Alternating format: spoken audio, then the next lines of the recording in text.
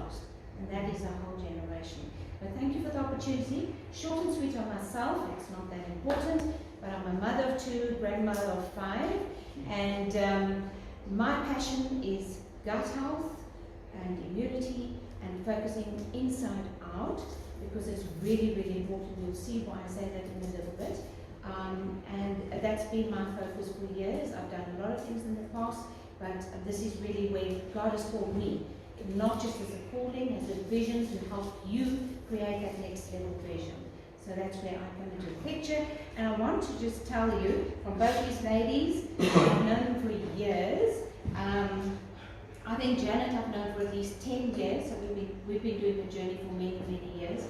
And her daughters are amazing.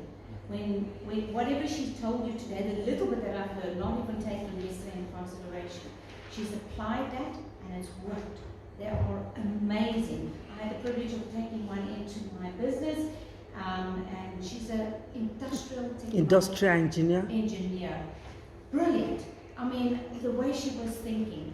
And keep in mind, I speak from perspective, I'll be 62 this year. I had old school. So what happened is, they dumped me with a microwave education. I didn't have the opportunities most kids actually really do. Then my growth started,